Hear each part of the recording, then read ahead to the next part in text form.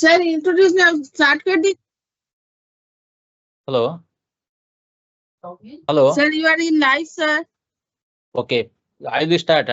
Yes, sir. Okay. Thank you very much. Good afternoon to everybody. Today we are going to discuss one of the important topic, which is applicable from 2023-24 financial year, and that is the deduction for payment to MSME under Income Tax Act. So we are going to discuss in detail. Since just I'll give you a background that in Finance Act 2023, there is a new clause was included under section 43B H, subclause H, whereby if the payment to the mini and a small industries or enterprises has not been made, then that expenditure, there is some restriction of desirability.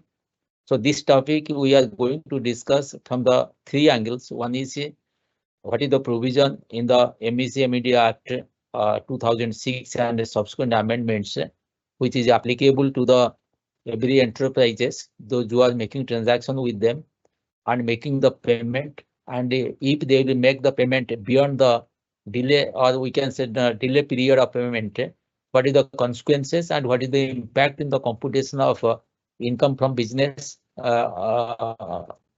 while you are computing the business profit, what is its impact. The next issue is how it will be reported by your tax auditor if you have not made the compliances. And next, we'll also cover what are the issues. Actually, there are number of multiple FAQ we can discuss for different types of transactions, how it will be affecting the computation of your income. Friends, with this background, I will my topic, what we are going to discuss, we will discuss section 43B of the Income Tax Act, and particularly section 43B subclause H. The new clause which is included, what is the intent and how it is impacting in the computation of profits and gains from business computed by any of the assessee. Then what is the provisions related to making payment, delay making payment, consequences of not making payment in time, and how the delay is calculated. So that is as per the MSMEs Act.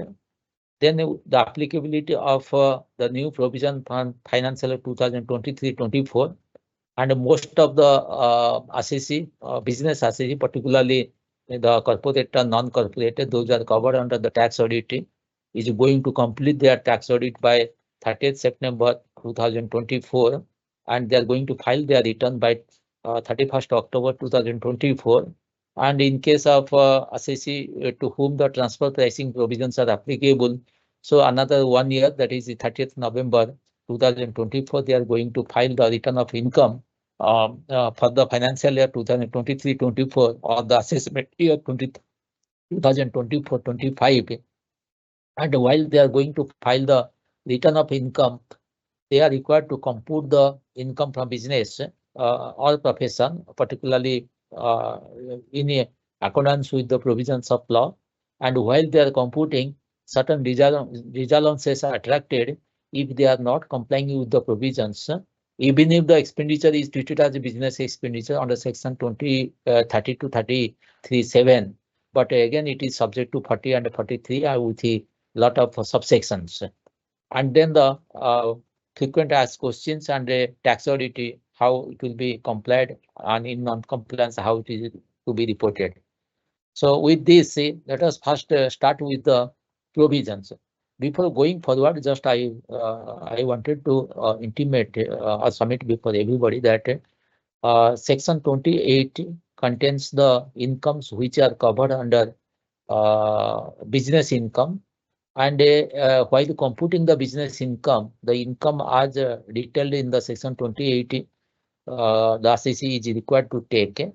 And at the same time, section 30-37 having number of subsections under which different types of expenditure incurred wholly and exclusively for the purpose of your business. That means it is in connection with the business during the previous year will be treated as a business expenditure. So section 30, 31, 32, 33, 34, 35, 36, and 37. 37, one is the residuary section. So it is having lot of subsections also, and each subsection contains the different types of expenditure, different types of provisions, which one is required to comply to treat it as your business expenditure in computation of a business income. One difference is your expenditure debited in the profit and loss statement does not mean that it is be treated as your business expenditure. And if it is certain conditions are not satisfied. Similarly, while you are going to compute your income from business profession, there are number of expenditures you incurred which are not in your profit and loss account, but also treated as a business expenditure, such as Section 35 scientific research expenditures. Some of the expenditure, even if it is not debited in the profit and loss account, some capital expenditure in nature, but still you treat it as business expenditure. Some expenditure is allowed on cash basis. So in that case, that is also not in the profit and loss account, but you can take as a business expenditure. So that is a set of provision contains how to treat the expenditure under section 32, 37. But at the same time, there is some restriction has been imposed under section 40 and 43B. 40 again contains a lot of subsections. One of the sections just I can say gratuity is a business expenditure under section 36. But if the gratuity is not paid to the employee, or the gratuity is not paid to the recognized gratuity trust, or the gratuity scheme maintained with the life insurance companies, then that will not treated as a business expenditure, even if it is treated covered under section 37, covered under 36. So your 40 section 40 subsection 7 contains the restriction regarding the gratuity payment. One of the example I am giving. Similarly, 43B also contains number of payments which are allowed only if it is paid during the previous year or by the due date of filing return. Let one of the example I'm giving, taxes duties. So let when we are making the payment, let of the taxes, indirect taxes is an expenses. So while you are making the payment, or let another example also I can incorporate that interest payable to the financial institutions. So what happens during the period 2023-24? We required to make the certain payments to the financial institutions where we borrowed the money. And since we are maintaining books of accounts under accrual system, so we are debiting the expenditure in the statement of profit and loss account, even if it is not paid. But the provision talks about that interest is a business expenditure under section 36, but at the same time, it is not paid within the due date of filing return. That it is a company assessee. Due date of filing return is 31st October 2024. If it is not paid by that date, then there is a restriction regarding the allowability of the expenditure. So similarly, number of payments has been covered under section 43B. So we are not going to discuss that. We are going to discuss a new subclause 43BH.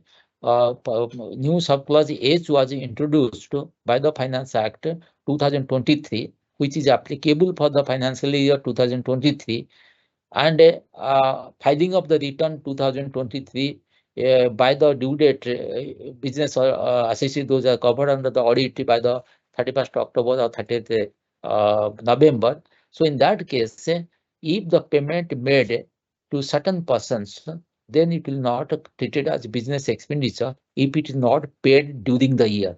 So it is a provision that deals with certain expenses, and 43B having a number of expenditures, but we are going to discuss one of the expenditure or one of the payment. We will say it is a payment. We will not talk about the expenditure. So again, payment, while we are discussing the payment, again we will discuss what type of payment. And 43B is applicable to all business assessee, those who are computing its income from business or profession, and who files their return on presumptive basis, they are also excluded. So except presumptive assessee, that means the assessee can compute its business income or professional income under two methods, so particularly 44 AD, 44 ADA and 44 AE. ADA is applicable to professional assessee. I think you chartered accountant, cost accountants, company secretary, similarly other professional assessee, they can adopt the presumptive tax. So 43BH is not applicable to presumptive tax assessee. It is only applicable to assessee other than those who are making the payment of presumptive taxes. So let us first conclude what is the new subsection which we are going to discuss. It is applicable to all business assessee except the assessee those who are engaged in the business or profession and they are opting the presumptive scheme in the filing of the in computation of income and filing of the return. The next point is 244B, as already I discussed you, the clause H was incorporated, and it is says that expenses in relation to micro and a small enterprise. Friends, kindly note it, only micro and a small enterprise must adhere to the timeline prescribed in the section 15 of the MSME Act. So micro, small and medium enterprise. Actually, the act was formulated for three: micro, small and medium enterprise Act 2006. And section 15 contains regarding the payment under these provisions. But the 43BH is going to apply to only the micro and small enterprises. So the deduction will be allowed only if the payment are made as per stipulation of the MSME Act 2006 in the year of payment. If payment is not as per the section 15 of the Act, then it will be disallowed. So now question is, section 15 contains what is the due date of payment. We'll discuss after some time. So presume that the due date of payment as per the MSME is the 15th March 2024. But the payment has not been released during 2024. Then what will happen? Even if it is an expenditure covered under section 32, 37, but there is a restriction of 43BH. The restriction is it is an expenditure, no doubt about it. It is a revenue expenditure incurred by the assessee during previous year in connection with business. So it will be treated as allowable expenditure in computation of business income. But a restriction applied 43BH that it is not paid during the year. Friends, one point just you note 43BH, 43BA, B, C, D, E, F. All the provisions talks about that if it is not, if the compliance not made during the previous year, but you made the compliance by due date of filing return, then also it is treated as a business expenditure. So there is no restriction. So due date is the criteria. But particularly I'm talking for making the payment of a micro and a small enterprise, the due date of filing return is not applicable. That's why whatever payment you made during the previous year, then that will be treated as a business expenditure. So during the previous year means within the due date of filing the return is not applicable. Only the during the period of payment will be taken into consideration. So again, if any payment made beyond the period of as prescribed under section 15, beyond the period, even if made during the year, then it will not, even if not made during the year, but it will be it will be disallowed. Just I'm repeating it, not to make more confusion. If there are two occasions we can discuss. One is the assessee by making the payment to the small and micro and small enterprises default in making the payment within due date. So in that case, he will be get a consequences of non-compliances under the MSME Act, but it will not affect his computation of income if he made the payment during the year. So we can say uh, we have a set of examples. Just I will tell you, X is the micro enterprise supplied the goods to you, you are required to make the payment by 15th June 2023, but you have not made the payment by 15th June 2023. You made the payment by 19th December 2023. So in that case, what is the consequences under MSME Act? Since you have not made the payment within the due date of MSME Act, then in that case, interest is applicable, and that interest uh, is liable to be paid by the business assessee. But the whether it will be allowed or not. So now two components has come. One is the principal amount, means the cost of the goods supplied, and second one is the interest. So now we are going to discuss in detail. In the first instance, he is the business assessee is default in making the payment under the MSM Act, but he is not default in making the payment under the under the Income Tax Act. The reason is he paid during the 2023-24. So even if it delayed under the MSME Act, but paid during the year, it will be treated as a business expenditure. The second one is interest. It is paid because of the delay, so it will not treated as a business expenditure under the income tax, and the party who paid the interest is not getting the tax benefits. So this is we are going to discuss in detail. So now the 43B H, the deduction allowed only if it is paid as per the limit provided by MSC Act. It shall be further allowed in the financial year when it is actually paid. Suppose you have not paid during the financial year, you paid in the next financial year. So in that case, what will happen? Now the disallowal will be made in the this year, but you can get the deduction in the next year in which it is paid. So now we'll go for the detailed discussion. Who are covered under, who can be treated as a micro enterprise? Actually, the micro enterprise is determined based upon the investment, and if any enterprise in which the investment in plant and machinery does not exceed 1 crore and turnover does not exceed 5 crores, they are treated as a micro enterprise. Similarly, small enterprise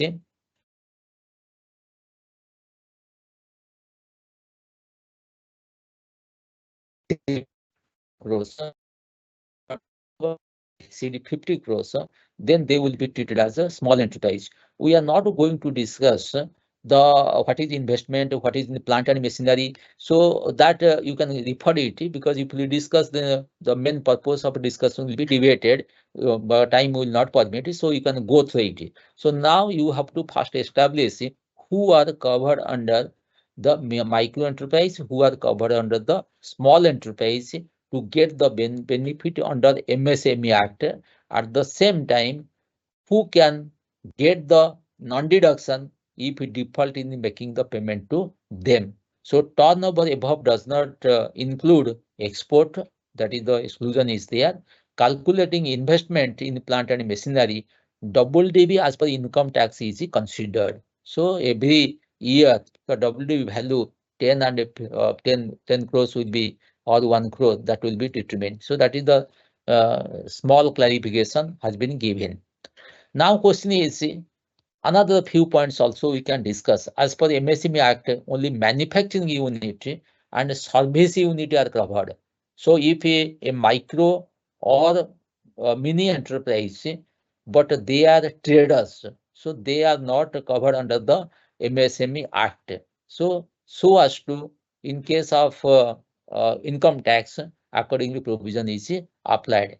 As per the circular of the RBI and various other judgments, it was clarified that traders has just been, actually traders also registered as a small enterprises or medium enterprises or micro enterprises, but that registration, generally it is covered under Udayam registration under section 8(1) in the supply definition, but that registration the traders are taking to get the benefit of availing the loan, interest, subsidiary interest or reduction in interest. Only for that they are covered. So now we should be very clear, the traders even if they are micro or mini, all the criteria they're satisfying, but they are not covered under the MSME Act, and accordingly the benefit while you are going to compute under 43B(h) or the disallowances for non-compliance is not applicable. But the supplier, as per the definition, includes National Small NSIC, and you are a small industry development corporation of any state or union territory, and any company, cooperative society, trust, body registered or constituted under any law and engage in selling of goods or produce produced by the micro small enterprise and rendering services which are provided by such enterprise. So that means actually these three category of institutes or organizations, they are supporting the micro and mini enterprises. That's why they are also covered under the provisions.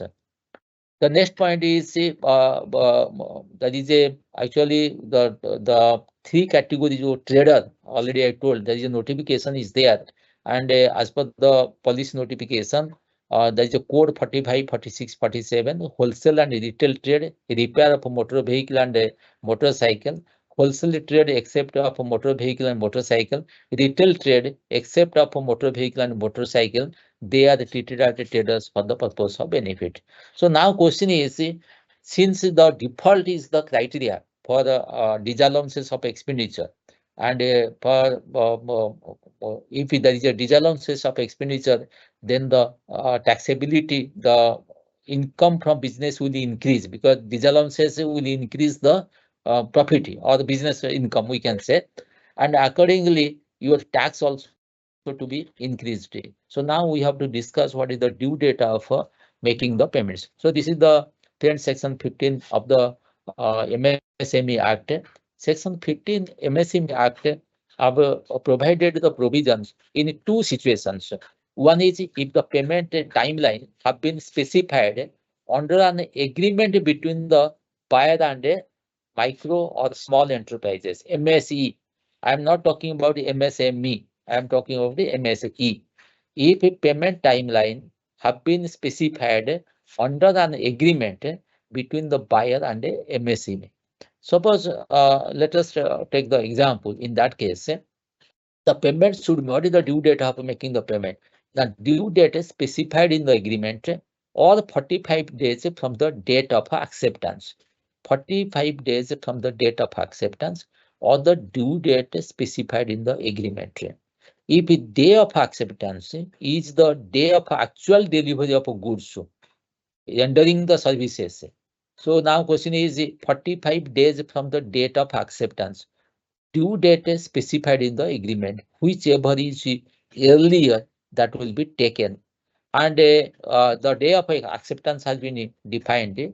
Day of acceptance is the day actual delivery of the goods. Suppose the trader has delivered the goods to you. It is treated as a deemed delivery. But where it will not treated as a deemed delivery, now the moment you receive the goods, but because of a defect or because it is not satisfying to you, then in that case, you can make an objection in writing. And that objection you have to give within 15 days. And then the objection will be cleared, or whatever objection or complaint you have given, let you take. If that is complied, the day on which it is complied, that day will be treated as a date of acceptance. So I can go for the subsequent examples, but one example I can give you for better understanding, and all the detailed situation we can discuss after this slide. Suppose let us do one thing. Suppose I am the buyer, I am the business associate, you are the supplier, you are the micro enterprise, and I placed an order with you, and my order talks about that I will make you the payment 30 days after 30 days of receipt of the goods in good condition. Let us take it. That so this is a case where there's a agreement is there. So agreement between the buyer and the seller is there. Business associate and buyer seller is there. So in that case, which date is the due date of making the payment? So first point is the due date of specified in the agreement. So if the delivery is made in the 1st June, so I am talking about 30 days. Within 30 days, I will make the payment. So due date is the 30th June, the first clause, or 45 days from the date of acceptance. Suppose I received the goods today. So 45 days is the later 15th of the July. So now in this case, since the agreement date is 30 days, so 30 days or 45 days, whichever is earlier. So in this case, my due date of making the payment is 30th June. Take one example. As per agreement between buyer and seller, means I am the business associate, you are the supplier, or you are the micro or small enterprise. I have to make the payment as per the agreement 60 days. Okay, so 60 days means my due date is 30th July.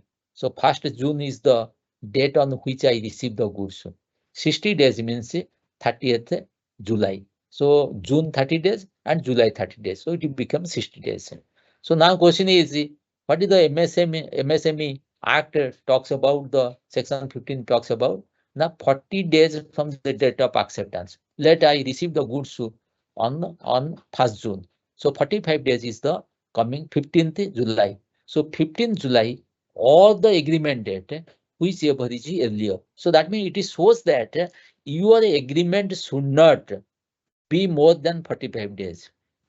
If you made agreement more than 45 days, in that case, you are bound to make the payment within the 45. If you not made the payment, then there is a delay. So if the delay is 15 days, then your interest is applicable. So this is the very stringent provision. So the only to facilitate the small enterprises. Let's come to the next clauses. Suppose I received the goods today, sorry, 1st June, I received the goods. There is a time of 60 days. Let to take in this example 60 days. 45 days is the date from acceptance, is the criteria. But I received the goods on 1st June. I found that this is not as per the quality. So immediately I raise the objection. So actually for your objection time period is 15 days. Let I raise the objection on 10th June. So if I raise the objection in the 10th June, then what will happen? Now, in that case, the 45 days and your due date, the 60 days mentioned in the agreement will be recalculated, not from the 1st June. So what is the provision talks about? Now, if an objection is raised by the buyer in writing within 15 days of the delivery of the goods. Okay, so I received the delivery of the goods on 1st June. My time period of objection is 15 June, but I made objection in the 10th June. And the next point is the day of acceptance would be the day on which objection is removed. So let you have removed the objection on 25th June. Whatever objection I have given, let it is not, let us, the fittings are not there, some spare is not there, like this. I made objection that whatever you delivered is not as per my purchase order. So in that case, I made objection in the 10th June. So if I made the objection 10th June, but you rectified the objection, you whatever objection given, you removed it, means complied by 25th of the June, then what will happen? Now your due date of specified in the agreement is 60 days, but your 45 days from the date of acceptance. So your acceptance date, 45 days will be counted from the 25th June. So that means instead of counting from the 1st June, it will be counted from the 25th June. So thereby the to that period of objection period and your removal of objection period will not be treated under the clause, and that's why it is deferred. So accordingly, you count 45 days from 25th of June, and similarly 60 days is the agreement date. So accordingly, whichever earlier you are going to make the payment. If beyond that, then that is a delay in payment. So now next point is, if the agreement timeline have not been specified in the agreement, no timeline is given, then in that case 15 days from the date of acceptance. So in that case 15 days, so it is restricted 15 days. So this is the provision under section 15 for the purpose of making the payment. So if any payment made beyond the period, it is non-compliance to the MSME Act. But 43BH talks about that the payment should be made within the financial year, and beyond that, then it will not treated as a disallowed of expenditure. The next point, just to see the this already I explained to you. This is the already I explained. We will not discuss. No writing in the agreement 15 days. Written agreement maximum 45 days. Objection raised, so within 15 days time of the objection is recovered, so that will be taken into consideration. These are few examples we can discuss. First is the day of acceptance of goods is 1st April 2020, because it is applicable from 1st April 2023. So 23-24 is the criteria which now we are going to take it. So 1st April 2023 is the days of acceptance of the goods. Due date of payment is the 30th April. So that means 30 days is the payment as per the agreement. The specified time as per MSME Act is the 30th April, because the MSME Act talk about maximum 45 days. Here the agreement is made, so maximum 45 days. So since it's 30 days, in that case they made it 30 days. So now you made the payment in the 31st March 2024. So now what happens? Already I told you, the party may be default under the MSME Act because they have not made the payment as per the specified date. They made the payment in 31st March, they delayed from 30th April, May, June, July, August, September, October, like this up to March. But under the provisions of Income Tax Act 43BH, since it is made during the year 23-24, then it will be treated as a business expenditure.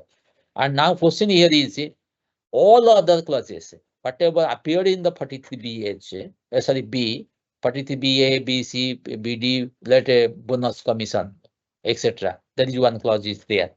Okay, tax payments related to the year, everything. In that case, that is a grace date is there. So grace date is to get the benefit under the provisions during the 23-24. If it is paid by due date of filing return, due date of filing return is the 31st October 2024. So you get benefit. But for the MSME, micro and mid small enterprises, you will not get the benefit if you make payment after April 2024. All other cases, you can get the benefit if you make payment after April 2024, but before the 31st October 24.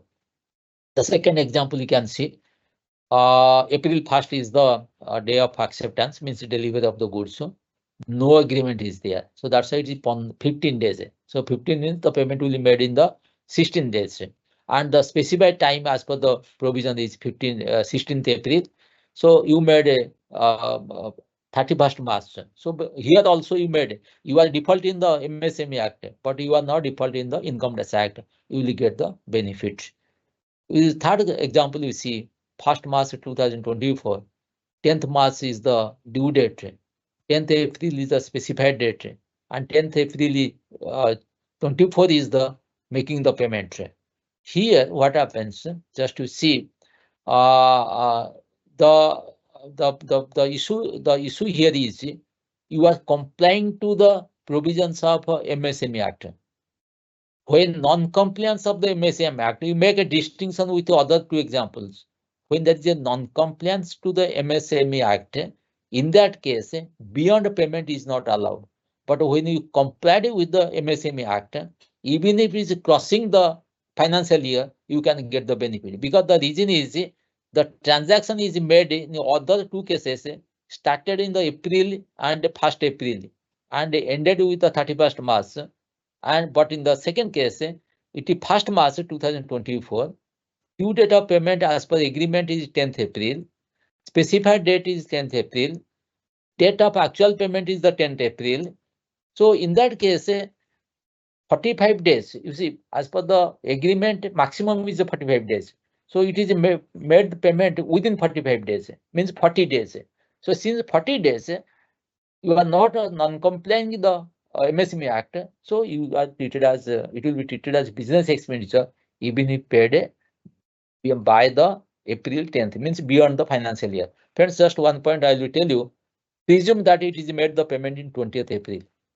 Then it will not treat it as a business expenditure. The reason is it is the 1st March to 20th April is covering 50 days.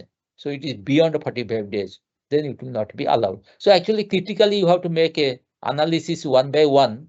And you see there are 3 examples are there, 3-4 table examples are there. You can also go and study this slide will be available in the website of the TRD of SMI. So in that case, you can also SMI, you can also see the each example how it is acted. And if time permit, I'll come back also again to this slides. So that means this is the basis on which one has to go for computing and treat it in the financial statement. Now the question here is few of the important points. Actually, some controversial points are also there. What is the due date? What is the amount of payment? Why I'm talking about the amount of the payment? You might have seen there are number of work orders or purchase orders we have given to small and micro enterprises, and as per terms and conditions, it is given that let 80% will be released, 20% will be retained. 10% will be retained as security deposit. 10% will be paid after the completion of supply. Let me take like these examples are there.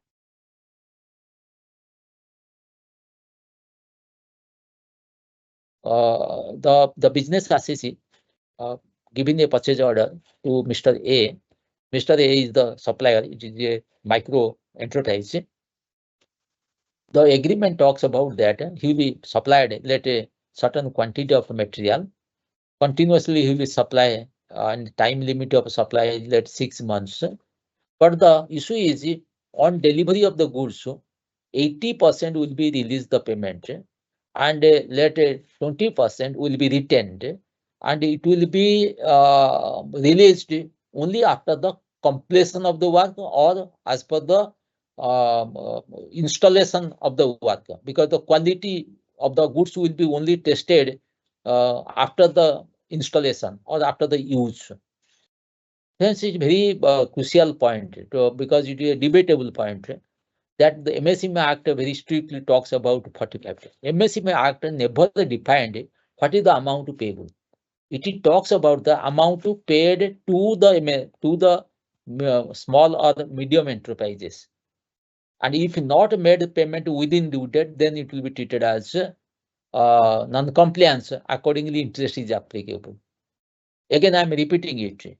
MSME Act never talks about what is the amount, how to determine the amount, but it only takes that section 15 takes that you are required to make the payment. It not talks about full payment, part payment, what payment or what payment retained, because it is a business generally in the business contract always that the retention. So that's why it is very clearly mentioned. It is very clearly mentioned that the payment to be made within this date, when agreement is there, when agreement is not there.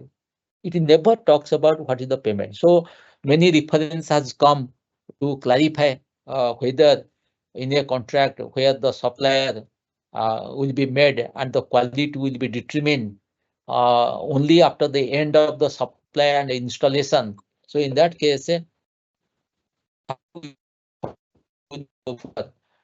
the purpose of just one urgent call, I'm just giving one. So I will talk after some time. Actually, I'm in a webinar. So in that case, what is the amount? So now question is your auditor can point out, no, it is required to make the 100% payment because the contract talks about 80%, 20% retention, 20% will be retained after later 1 year. There may be some cases you will find there's a staggering of the payments. On delivery, it will be paid 50%. On installation, there are 2 contracts: installation 1 contract and that is service contract, and it is a supply is 1 contract. And it will be because as a receiver of the goods, so you will only want to know or determine that what is the quality of goods are, and it will only determine after the installation. But it talks about on delivery 50%, after the installation, let to be 30%. After 1 year of good performance, then another 20%. So how to determine what is the amount? So my view is actually I got some reference from a very big company regarding the giving the opinion on 6-7 points. One of the point was there, and we made analysis. Actually, what is the making the payment? Even if agreement is there to make the payment. And MSME Act talks about making the payment, but what is the payment? What is the amount of payment? So we concluded that the MSME Act never mention about that. General Clauses Act also not helping us in this regard. You know that whatever clauses in the contract you are not finding under any other act or any other place. Generally, we refer to the General Clauses Act. And there also we got some definition or some clarification where we can refer. But in this case, it is not there. So I refer to the section 43 BS. What is the amount payable to the small and micro enterprises? That will be disallowed. That is the wordings. So what is the amount payable? So what is the amount payable? The payable is the amount what is it? Payable as per the contract. But it cannot be a 100% contract. So my view is in this example, 50% or 80%, whatever is the contract of a payment, that is subject to the 43 MSME Act, and that will be taken into consideration in the disallowances of 43BH. Whatever retention amount, suppose sometimes the supplier could not give the security deposit, and that is a provision that the amount will be deducted and kept as a security deposit. Many of the cases, the small and micro enterprises has not been given the earnest money deposit in the bidding of the or putting the quotations. As such, the quotation is they are not required to give. There is also some provisions are there, but let not give in. Security not given, and let some safety compliances they could not made. There is a retention is there. So now question is whether there is a delay, interest will be calculated for that retention. Whether the retention made will be subject to the because when you are making retention, what accounting entry you are making? You are making accounting entry 100 rupees later debited, expenditure debited, payable account 80, 20 is the retention. But you're accounting 100, payable is 80, 20 is the retention. So now question is whether the restriction is applicable to 80 or 100. So in that circumstances, my view is there is no such definition or there is no such clarification in the MSME Act. There is no such clarification in the General Clauses Act. There is no such clarification in any other place except the 43BS, the definition, the wordings which is drafted, amount payable to micro or small enterprises. So that means the amount payable as per the contract. This is my conclusion. You can take a different view also because it is a debatable point at front. So far, no clarification is there.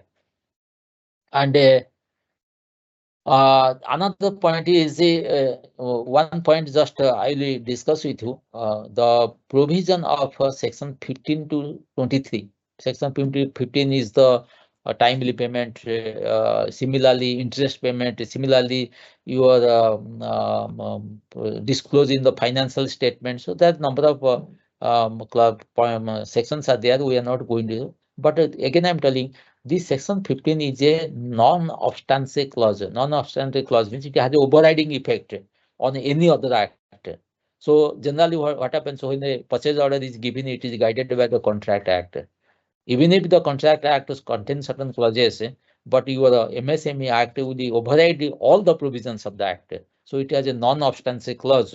I made an analysis. I have given some of the decision of the Supreme Court, which I drafted the opinion, and I thought it to also ventilate to all of you. What is non-obstance clause means? If the word, generally what happens, you might have seen it is given, a particular sentence has been given, notwithstanding anything contained in this act or in some particular provision of the act, in some particular of the act or in any law for the time being in force.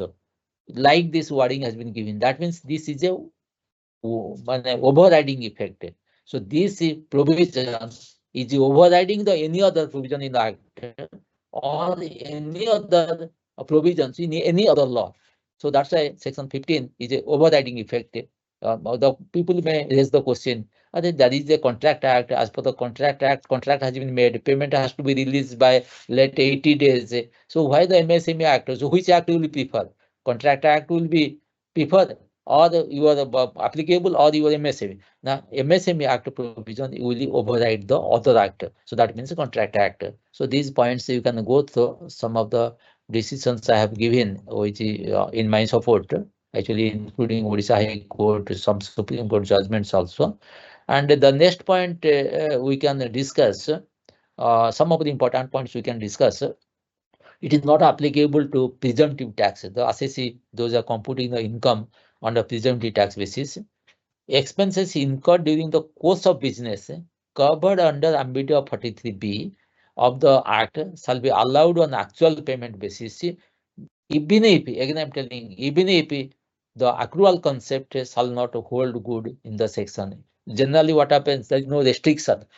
Company assessee, there is a restriction of maintaining books of accounts under accrual system. But Income Tax Act, again I'm telling you, 145, if you go to the that is a cash system or accrual system, what system you follow, you consistently follow. So that's why there is no restrictions are there. So under later,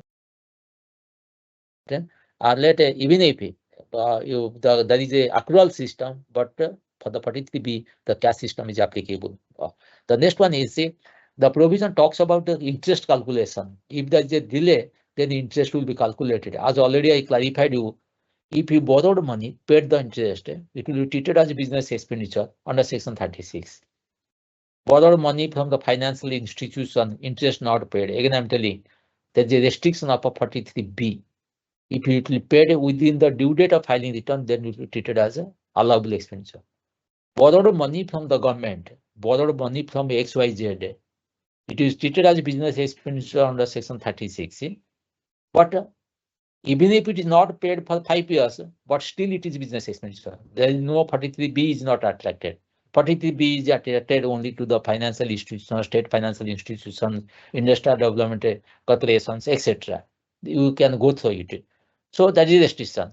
But Section 36 is the deduction of interest, what I am talking. You see, 36 is the interest deduction. 43B is the restriction. So 36 never talks about any expenditure you paid as interest will be treated as disallow expenditure. It is only 43. Disallow will be made where? Now, if you borrowed money, not utilized for the purpose of business, to get the benefit of deduction, not only 36, but also from 30, 31, 32, 33, everything, we can say. It talks about that, even 37, 1, 36, all the clauses. The expenditure must have been incurred by the assessee during previous year in connection with business, not a capital expenditure, not a personal expenditure. Then it will be treated as a business expenditure. But again, subject to Section 40 and 43. 40 is having a lot of subsections. But here, interest is also business expenditure. But if you made a delay payment, that's why you are paying the interest to MSME. That interest is not treated as allowable expenditure. It will be teaser. It is a expenditure under Section 36. It should be allowed. But since it is paid to the delayed payment, micro or small, not the word, micro or small, then it will be treated as a digital expenditure. There is a restriction under Section 30. So that's why this provision also you can see. And already we clarified, there is always a confusion. Had it been applied to other than micro or small or medium? Medium is not applicable. But again, I'm telling there is a lot of debate also going on. Supreme Court judgments are there. If the micro or the small enterprises are doing the executing the work contract means where the delivery, transfer of property will be taken place after the end of the contract when the work is completed. The MSME Act is not applicable. But again, that is a debatable. And I found many decisions are there. Still, it is, to my understanding, not 100% clear. but the instances are there, even Supreme Court judgments are there, High Court judgments are also there, contradictory judgments are also there. But many of the decisions are there where the MSME Act is not applicable. So now question, why I'm talking about MSME? If it is not applicable, then any payment made to the micro or the small enterprises, those who are executing the work contract, then the 43BH is not applicable. So that is my discussion to all of you. My view is it is not applicable. The reason is work contract always will be, there is a transfer of property at the end of the contract. You are constructing a road. There is no transfer of property in the first running bill, second running bill, or purchase of materials. Even if contract contains stages of payment, it will be only given to you only after the completion of work, then it will be transferred to you. So that's why that may be the reason. Or the performance will be known only after the completion. So that's why it is not applicable. So nowhere it is written, but it is interpretation of the provisions taking into account the judgments of the Supreme Court. The next one is overriding effect. Already I told you, any liability which was outstanding in respect of the prior period to 1st April 2023. Mark the word, the act has come from 1st April 2023. The expenditure related to prior to 1st April 23, but it made within the year. So already I told you, if it is not paid within the year, it will be treated as a business expenditure under 43BH on the basis of a cash payment. So one issue has come for discussion that there is a default by the business assessee during 2022-23. So that's why there was no disallowance provision under 43BH. Now it has come from 1st April 2023. So the business assessee made the payment during 2023-24. Whether it will be disallowed, friends, it will not disallowed. The reason is, even if it is outstanding or even subsequent period, it will not be disallowed. It will not be allowed, not disallowed, not be allowed, because 22-23 expenditure. The reason is the provision was not in existence. Why it is allowed in the next year? Suppose 2023-24, you have not made the payment during the year, then it is disallowed during the year. Since you made the payment in the 24-25, then it will allowed. But in this case, there is no disallowance of expenditure during 22-23. So it will not be allowed. Once it is disallowed, next year it will be allowed. Next year, not that 24-25. It may be 25-26. It may be 26-27. The year in which payment is made. So that's why this provision you should keep prior to any transaction.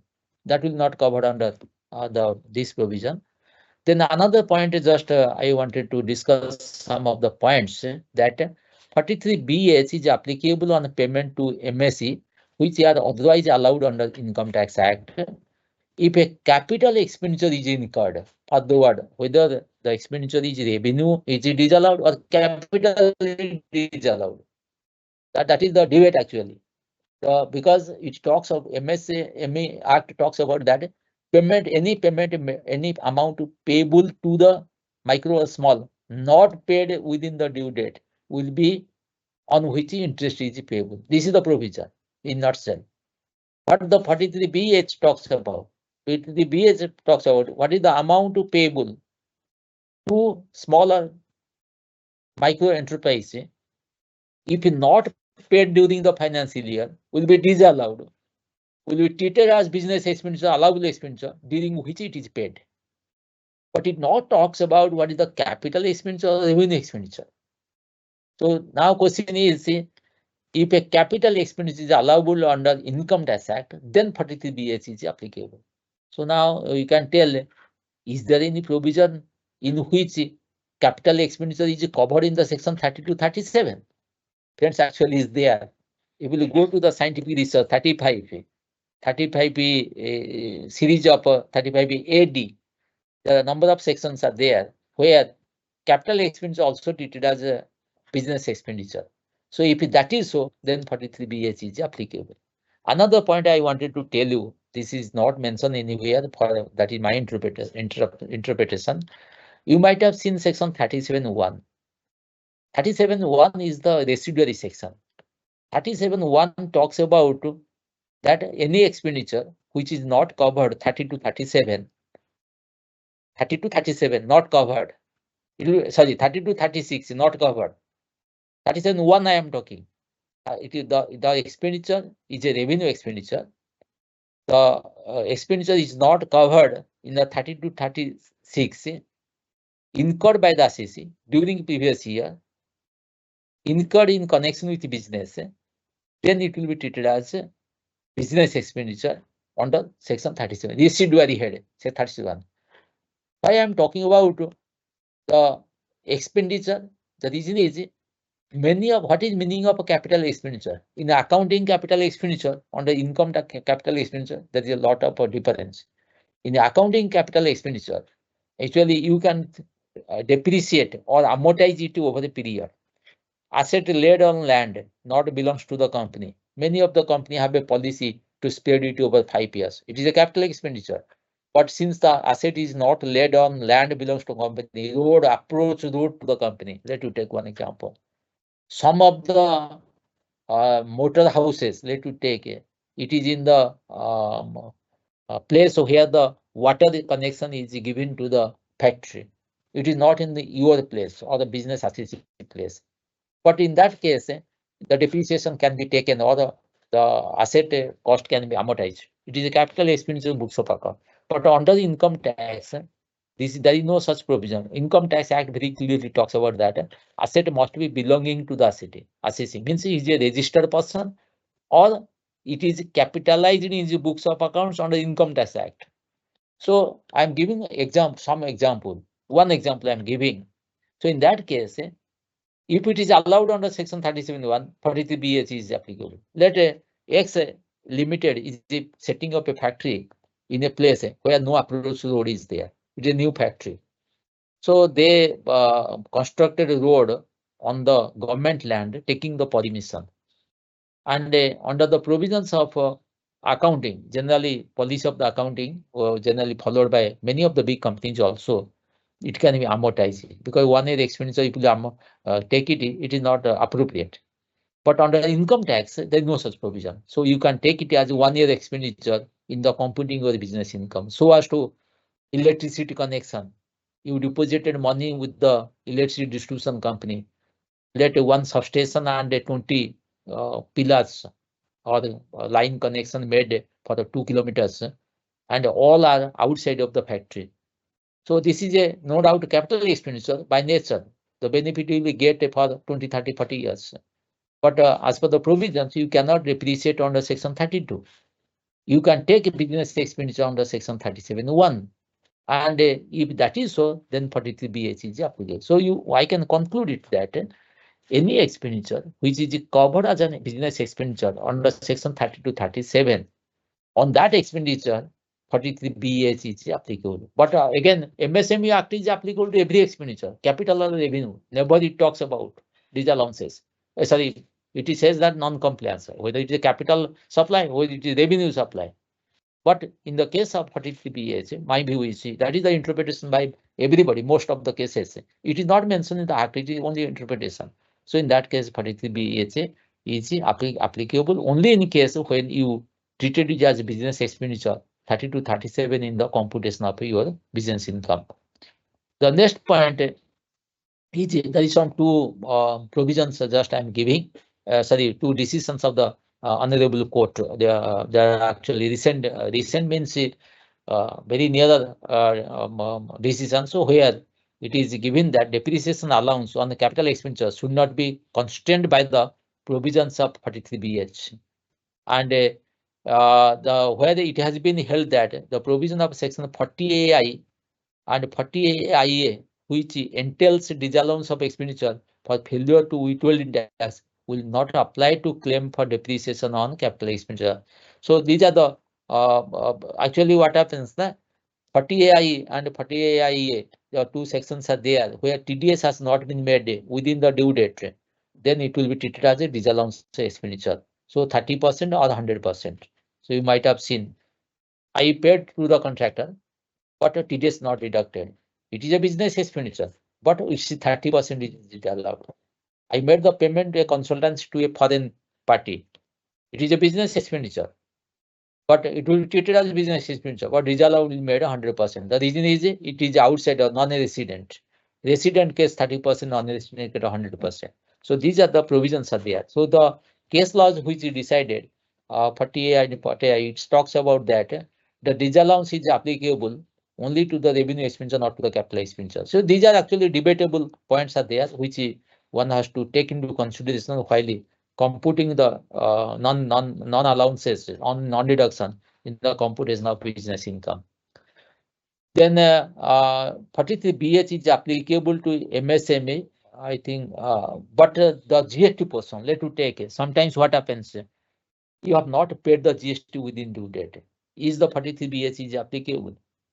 Again, I'm telling, if you are taking the ITC of the GST, it is not applicable. If you are not taking ITC, then it's applicable, because the GST component is charged as expenditure, then 43BH, because it's accounted as expenditure.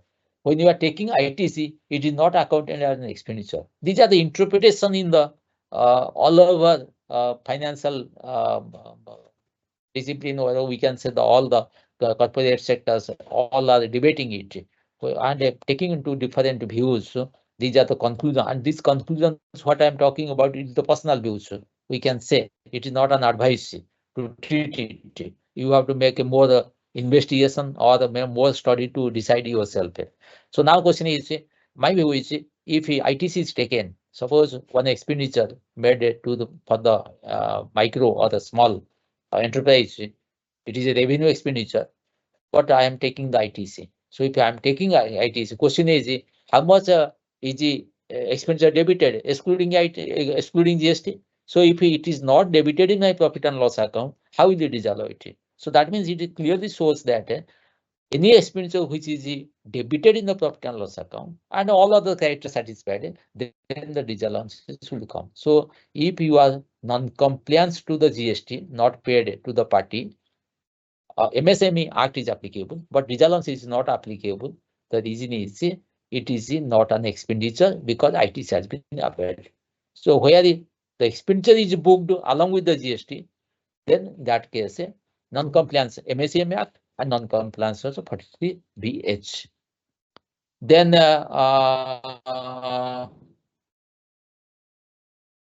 another point will come. Suppose one of the enterprise, micro or mini, is not known at the time of placing purchase order. Suppose I placed the purchase order on 15th November 2023, and you don't have any registration, because already I told you how you will determine that you are a micro or mini. Sorry, you are a small or a mini, small or a micro, not mini, small or a micro. Now you will be only known if you have to get a registration, and that registration generally Udayam registration, it will be proved. So at the time of placing purchase order, you don't have the registration, means you have not categorized it as a small or a micro. But after that, it is categorized as a small or a micro. So subsequently, the default made. Is it applicable? MSME Act is applicable. 43BH is applicable. So many of the view that you are not covered under the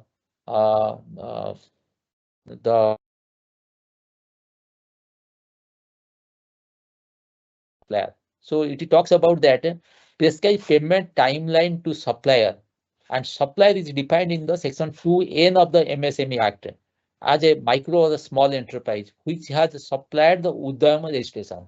So question is, when you supplied, you are not a micro. At the time of payment, you become the micro or mini. So I feel it should not be applied to that.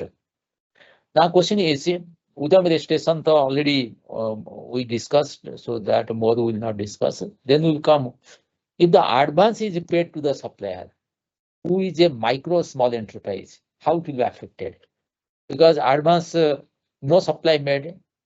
The MSME Act talks about the payment. It never talks about the payment against the supply. So now question is advance, but even if the provision is there, because it will be counted from the debt. it talks about that as per agreement, payment as per agreement. So many of the contracts we found, the agreement contains that advance will be given, 50% advance will be given. So you paid 50% advance, and how to be treated? The advance payment made to MSE shall be allowed as a deduction in the year of payment itself, even if it does not fall due for payment in the year. Why this is based upon one of the decision, supported decision. The Supreme Court upheld the deduction under Section 43B for the advance payments. So we are following it. But again, that is also because what happens when new provision will be come, unless there is a clarification from the CBDT. So always a lot of points which we are going to discuss now, a debatable point. But what we are discussing, establishing based upon certain decisions. So in case of a Commission of Income Tax versus United Glass Manufacturing Company Limited, Honorable Supreme Court held that.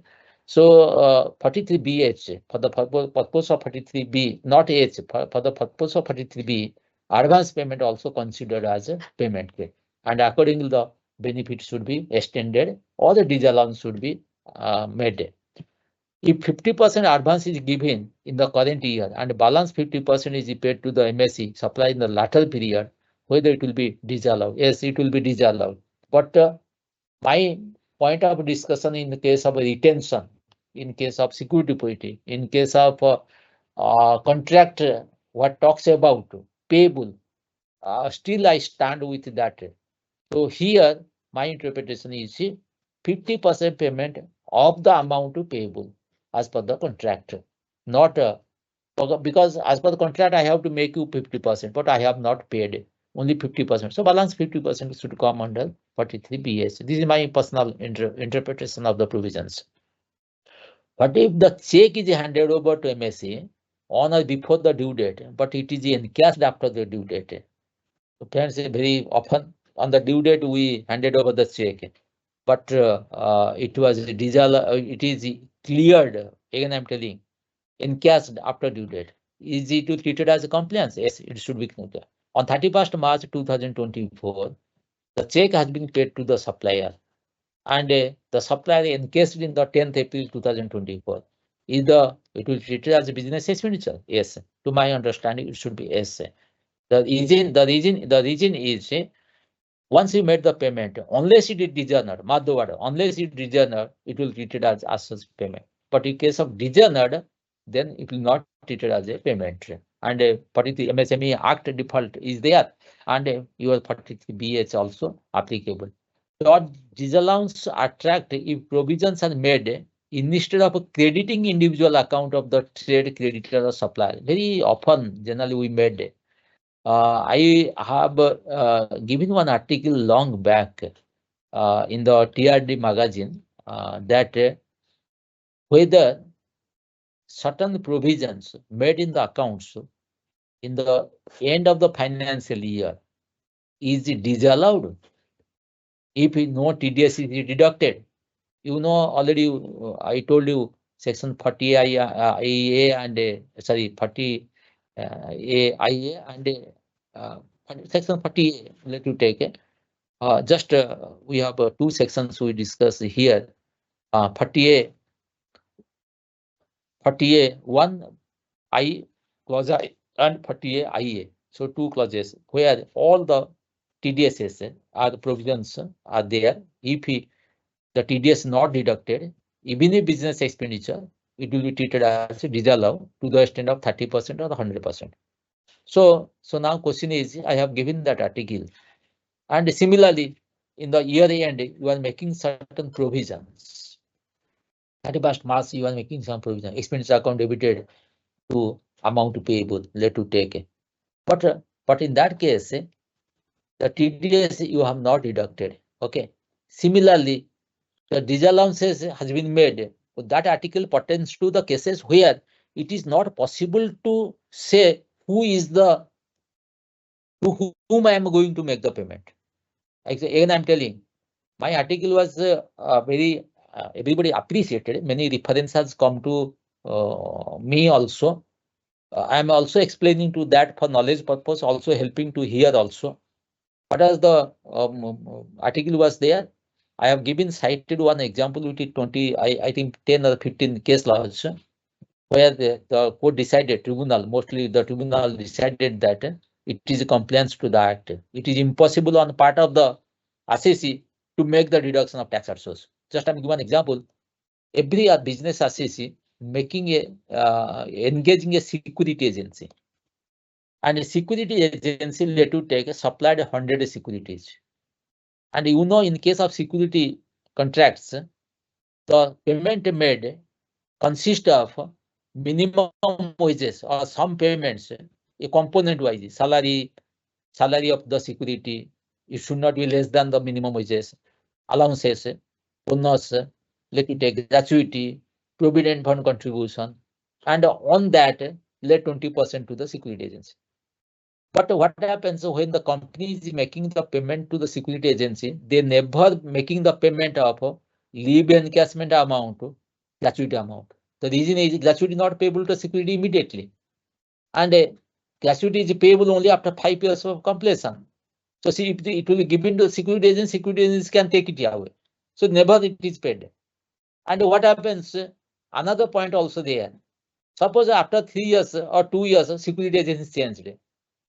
But another security has come, agency come. These securities also transferred to that security, second security agency. So by continuous of service. So now suppose one person died after 3 years, the second security agency will make the payment of gratuity by taking from the employer. Employer means the company. Actually, this is the provision under the labor laws, and everybody followed it. But you are maintaining books of accounts under accrual system. On 31st March, you have to make the provision. As already I told you, security agency is a temporary agency. Securities are permanent, even if they are working under agency. So whose name TDS will be deducted? If I deduct and credit the TDS in the name of the first security agency, he can take it away. So that's why no provision is required to be made. The reason is it is impossible. Whose PAN will be given? Unless PAN is given, how the amount will be credited? So the employer means the principal employer. Principal employer is the company or business associate, not in a position to deduct the tax at source. Only made a provision in the books of accounts to comply with the Companies Act. Under Income Tax Act, these are treated as business disallowance expenditure under the section 40A, 40A(I) or 40A(IA). So this article is available. I think 2-3 years before I have given it, it was very appreciated, and everybody got some inputs also. It is happening day to day. So similarly, in this case also similar issue. The issue is disallowance attract if the provisions are made instead of crediting. I made the provision, but I could not identify to whose account the amount will be credited, like your security agency example. So in that case, whether the disallowances will be made, so it will fall within the ambit of the 43BHA because it will be treated as a disallowance expenditure. It will be not when it will be going to be paid, it is not known. So that's why these 43BH will attract. Can disallowance under 43BH made while computing the MAT profit? Again, I'm telling you, when you are disallowing the expenditure, your business income has reduced, profit has reduced. But it will affect your MAT? No. MAT is a separate computation. MAT is a minimum alternate tax, or we can say the 115JB is applicable. It is a book profit tax. So while computing book profit, 43BH has no role. So that point also you can see. Will the 43BH is applicable to all of you? Let you are a CMA, you are a CA farm, and you are receiving the services from a micro or the mini, and you are the default in making the payment. Is it applicable? Friends, for MSME Act never talks about that. Again, I'm telling, if you are default in MSME Act, then you will come to the 43BH, and 43BH is a larger timeline than MSME Act. MSME Act. So now question here is, my view is the chartered accountants or the cost accountants those who are having the Udayam registration. A service provider can take also Udayam registration, and professionals from ambit of the expression service, therefore CMA or CA firms may be registered as and if they are not getting the payment from others, the others, let you are doing the work with others, the others also required to make the provision under 43BH. So that means the business associates, those who are taking the services from CMA, CA firms, having Udayan registration, if we default in making payment to them within the due date, as already we discussed, they are also required to make a disallowances of expenditure which they have not made within the time limit. How verify the Udam number? This is one website is there. You can go for and make the verification. Already this point already I discussed. Whether an old outstanding balance of a micro small enterprise vendor outstanding since many years be disallowed under 43BH or not, or the unpaid amount prior to 1st April 2023. Already I discussed it. It may be 22, 23. If you made in the 23, 24 onwards, any year, it will not be disallowed. It will not be allowed. The reason is once the payment not made as per the compliance of the law, disallowed means next year it will be allowed on a payment basis. But in this particular example, no payment has been made for last 10 years. Now you are making the payment. So now question is, have any disallowance made during last 10 years because of non-payment? No. So if no, then why you are going to get the benefit of further reduction in the profit. Reduction means reduction in the profit. So whether section 43BS, only the principal unpaid amount of disallowance or GST component. Friends, I am telling the context in which I was talking about the ITC and non-ITC, non-availment of ITC is a different one. Now question is 43BH is applicable to including the GST. But if we take the ITC, in that case, since ITC is not treated as a business expenditure, 43BH will not attract. But if it is not taken as ITC, then it will attract. If it taken as ITC, it will not attract. Ad hoc payment are made against outstanding balance. Can such payment be allocated to specific outstanding? Again, I'm telling you are continuously. I have a number of agreements to you with you. I am the business associate. You are the supplier. I have 10 purchase order has been issued, and I released on going on releasing the payment, and it is not identified who the purchaser payment is made against purchaser 1, 2, 3, 4, 5, 6. But all cases that by taking into account few cases default, few cases in time, how to compute it? So that means what happens? It is suggested that you adopt the FIFO method. Let a first purchase order you have 100 rupees, you completed 70. Second purchase order, let you take it is 200, you completed 30. Third purchase order, let you take it is 1000, you completed 500. But I'm going on making the payment. And part payment in all the three cases. But for the purpose of computation, how will you take it?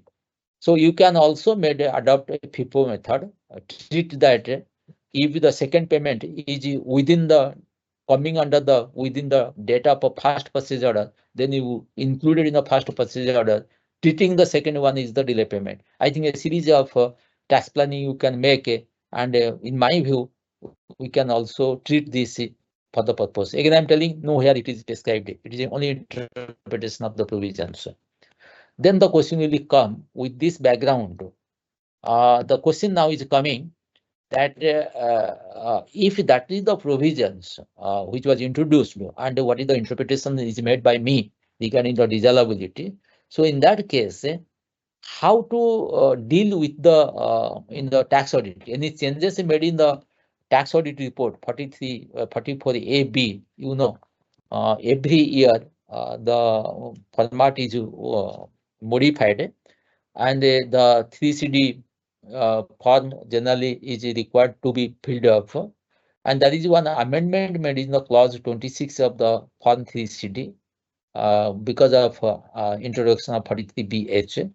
And your tax auditor, while making the tax audit, he has to verify number of aspects and report it. Again, I'm telling the friends, those who are CMS may not be conducting the tax audit, but they may be from the company side as an employee looking after compliance of the tax audit, or the CMA. Many of our friends also working along with the chartered firms, chartered accountant firms, also looking after the tax audit. So for them also this provision is very much required. In addition to the friends, those who are in the other side are members of the ICI conducting the cost audit, chartered financial, sorry, cost taxation audit, 44AB audit. They also required to know what is the changes has been incorporated and what is the new clauses or new addition information required to be given and how to get that information. So the few slides just I made, you can go through it. Clause 43BH was introduced. So accordingly, the 26 clause has been made.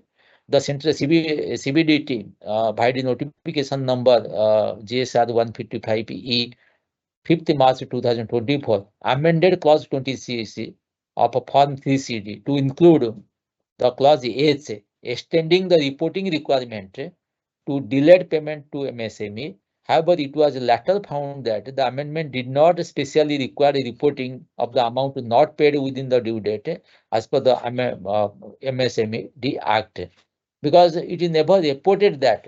It is reported that how much that we are going to discuss, how much amount to disallow required to be disallowed, how much is disallowed, how much not disallowed. That compliances has to be reported. And that's why a corrindum has been issued to clarify that which one to be disclosed, which one not to be disclosed.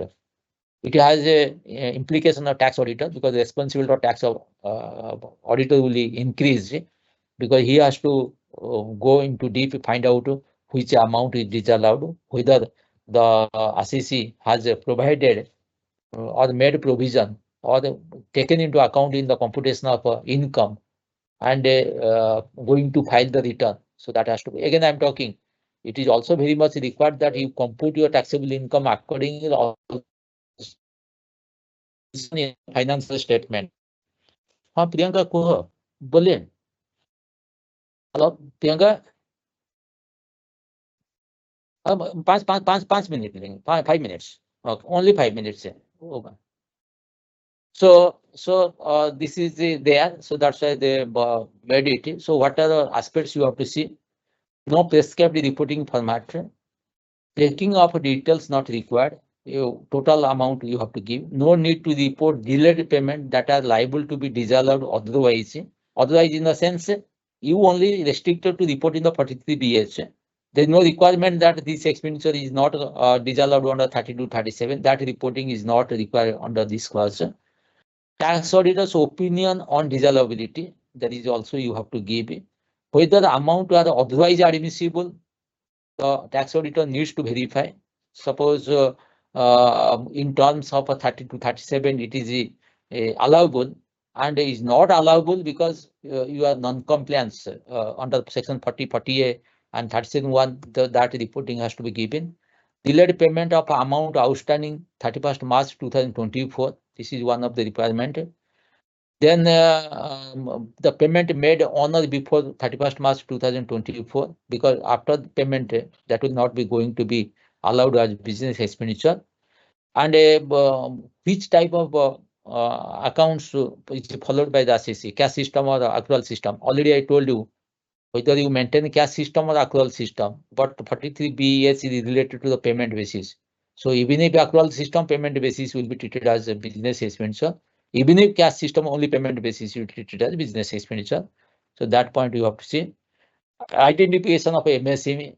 Actually, while the computation is made by the assessee, whether it is really a micro or a small, and that has to be seen, or there is a proper identification of a micro or a small.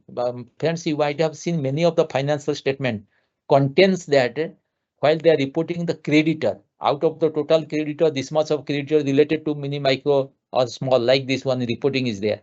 So sometimes they are writing that it is not the company taking its best effort to make a segregation of the outstanding. Like this, some comments are given, because if there is no system of identification, then they may not in a position to report also. So that has to be seen. Registration certificate, some verification has to be made, because disallowance is based upon registration certificate, and a letter of auditor or engagement letter. Everything will be should contains the scope of work to give it. So these are the very important points which we require to understand and apply it in the all the business places. And this is a new section, a debatable section. Again, I am talking. New things will come on the basis of judicial decision. Whatever discussion I made from my experience, applying from my experience, and is your own interpretation of the provisions which are not clearly mentioned in the provision. That is my own interpretation. So you should not take it as advice and do accordingly. You take it as for the reference, make your own study, and to treat it in the computation or reporting or filing of the return of income. Thank you very much for your patience hearing. And because of some camera issue, I could not be visible to all of you. I don't know, even TRD tried their best because of some difficulty, they could not resolve it. But they tried to connect, and we completed the webinar very covering all the aspects. If any point of issue is there, you all are free to go for detailed reference. You can note down my.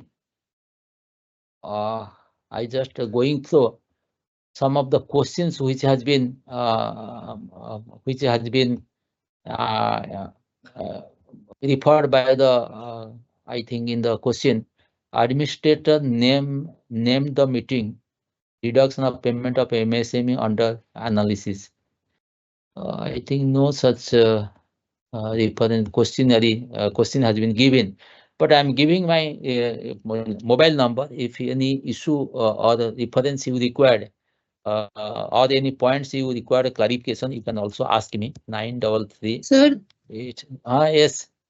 so there is one question which says like, is PO considered as a valid agreement? Yes, it is. PO is a contract actually. That's why in the middle also, while I was discussing, I very clearly mentioned that when a purchase order is placed, when a work order is placed, giving all the details of terms and conditions, it is executed under a contract. Actually, it is under the Indian Contract Act. Okay. Indian Contract Act says that it may be a verbal contract, it may be a signed contract. Always in the bond paper, signing is not a contract. Even also a purchase order given it a valid contract. And the whatever discussions we made, all has to be regulated as per the terms conditions of the contract. So you are 45 days, you are 15 days from the date of objection, date of delivery, maximum. So the day mentioned in the agreement. Agreement also, again, I'm telling many of the cases, nobody is executing the agreement in addition to the PO. Many cases PO is there. Many cases PO with agreement is there. Actually, in small value, nobody is going to make the agreement. So my view is agreement meaning PO is also one type, one agreement. That is my view, and I think everybody is also supporting it. So I'm giving my mobile number 933871543. Friends, if you require any discussion or any more clarification, kindly also contact me. I'm giving my email ID also. This is my email ID. This is Ymail actually, nswine2080@ymail. Friends, I will request all of you that you try to contact me over phone. What happens, honestly, I'm telling, because I have been engaged. Many cases, the mail referred by the friends could not be answered. And I could not contact them because the mobile number is not there. Many cases I'm ignoring also, in the sense it is beyond my control because of my appearance or other legal work, because I'm practicing as an advocate, even also CMA, but my job is different. So you kindly contact me over the mobile number. Thank you very much. We can close, Priyanka ma'am. Yes, sir. Okay. Thank you for your Acha. session, sir. Another point just I wanted to tell you, close the recordings while you tell how Sir, this camera problem will be resolved. sir, we will end the session and we will speak about it. Okay. Okay, okay. I Thank just you so ended. much. Thank Uh, you for your time, sir. Thank you to the Acha, participants. any there is no, if any question one can ask, if anything is there from audience, I am open also. I am waiting. Sir, the question that I asked was from audience only. And there was one Any question from Selvaraj Simpson. It was uh, like, in case of MSME, both the conditions need to be fulfilled or any one condition would suffice. which both? Sir, Kindly, if the person concerned is present, kindly tell me. Selvaraj Simpsons, if you could type in. The questionnaire what he raised, is he available? If he available, he can ask me, clarify me actually. Mm, Both the conditions to be filled or one condition is sufficient. Both condition, I think he mean it that mm, the when there is a when there is an agreement, mm, so the provision is the timeline in the agreement or 45 days, whichever is earlier. So if the agreement is 60 days, but mm. 45 days is time limit, maximum is 45. If the agreement is Okay. 30 days, if 45 is MSME provision, then 30 days will be the date, due date. So that is the whichever is earlier. And again, I explained to them also that if there is a agreement time is later 30 days, that is a MSME time is 45 days. But the let you take on receipt of the goods, objection is raised. So the 30 days will be counted from the date of meeting the objection. So in that case, the date of delivery is not there. I think a lot of table I have given. I could not discuss that table knowingly because only few three four table situation I explained, because they can go through each also, and immediately also I'm sending this PPT. You can also upload. Okay. So that is the, I think that is 2 dates. So you have to Okay, compare. sir. When there is no agreement, then there is another set of rules. Maximum 15 days. So no agreement 50 days. Agreement means 45 days. So 45 days or 15 days, whichever is earlier will be taken with the agreement date. That is actually provision. So a table will give you very good comparison where you can also go for. I think that question I have seen. I think no other questions are there. Is No, PO sir. considered? PO considered is that I answered. So please share the present. Yes, yes, presentation will be shared. We will look into it, sir. Okay. Yes, yes. I just am verifying. Both conditions that he has mentioned. Okay, thank you very much. Thank you Thank so you. much, sir. Thank you. Thank you for the Thank you. session. Thank.